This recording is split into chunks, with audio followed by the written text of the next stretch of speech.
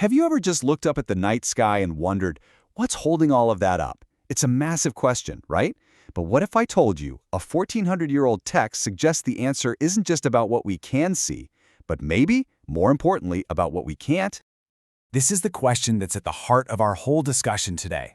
And you gotta admit, it's a fascinating way to put it. It's not just asking if there are pillars. It's almost telling us, hey, the pillars are there. You just can't see them. So, where does a question like this even come from? Well, let's dive right into the source. This single verse has sparked centuries of debate and wonder. It's this incredible blend of poetry and, well, something that sounds almost like physics. It really makes you stop and think about the universe and how it's all held together. Okay, and this right here is the absolute key. The wording is so precise. It doesn't say there are no pillars. It says you can't see them. That little detail just blows the door wide open for all kinds of incredible interpretations. So, what are these invisible pillars? Thinkers and scholars have really gone down two main roads on this. One is all about the physical world we know, and the other goes a whole lot deeper. Is this verse talking about forces we can actually measure, even if we can't see them with our eyes? You know, like gravity? Or is this a metaphor for something completely beyond the world of physics? Let's take a look at both possibilities. So here we go, the two big ideas side by side. On one hand, you have the literal interpretation, that these pillars are actual physical forces. The answer is out there in the material world. But then you have the metaphorical view, which says, no, these pillars are a non-physical concept, and the answer is in the metaphysical realm. Let's start with the literal one first. Now, if you're looking at this through a modern science lens, the answer seems pretty clear, right? The unseen pillars are just the fundamental laws of physics. You've got gravity pulling everything in, and you've got centrifugal force pushing everything out. It's this perfect, invisible cosmic tug-of-war that keeps the planets, the stars, the galaxies, all hanging in their orbits. But here's the twist. While that scientific explanation is awesome, many theological interpretations say that's just scratching the surface. It explains the how, but it doesn't explain the why. They argue there's a much, much deeper reality holding up not just the planets, but the laws of physics themselves.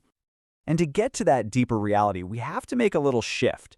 We're moving from the purely physical to the metaphysical, to this idea of a divine command being the ultimate pillar.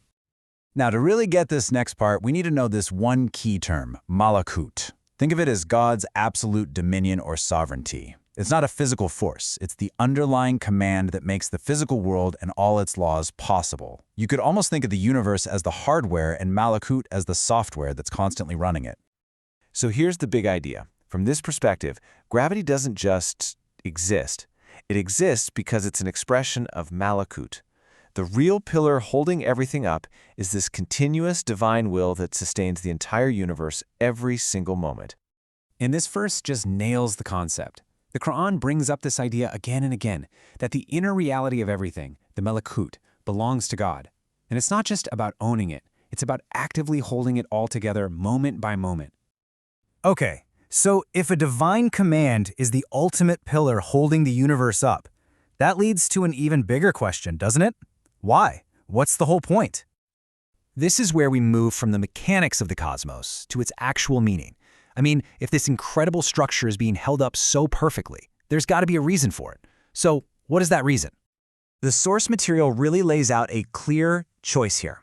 Is the universe created with haq, which means with truth, purpose, and a real goal? Or is it all just lab, basically a kind of pointless game or aimless sport? And the text is really, really clear on this point. This verse, and a bunch of others like it, flat out rejects the idea that creation is meaningless or chaotic. The universe isn't some cosmic accident or a divine game. It's a project with a deep underlying purpose. And this is what brings us full circle. The very stability of the universe, the fact that it's held up by these unseen pillars, is presented as proof of its purpose. A universe created for play would be random and fall apart, but a universe built on haq, on purpose, is stable. It endures. So, we've gone on quite a journey, haven't we? We started with a simple question about the sky and ended up with a pretty profound conclusion about existence itself. Let's just quickly retrace our steps. We kicked things off with the question, what's holding the heavens up? The first, most obvious answer is physical, the unseen laws of nature, like gravity. But the deeper answer, the one the source text points us to, is metaphysical, that the true pillar is God's absolute dominion, the malakut. And the ultimate reason for this stable foundation? It's that the whole universe was built with a profound and unwavering purpose. And really, we're left with this final thought. The stability of the heavens isn't just a cool fact of physics, it's presented as a sign that the universe isn't just an empty, random place, but a meaningful reality created with intent. It's an invitation to look up at the sky and see not just stars, but a purpose behind it all.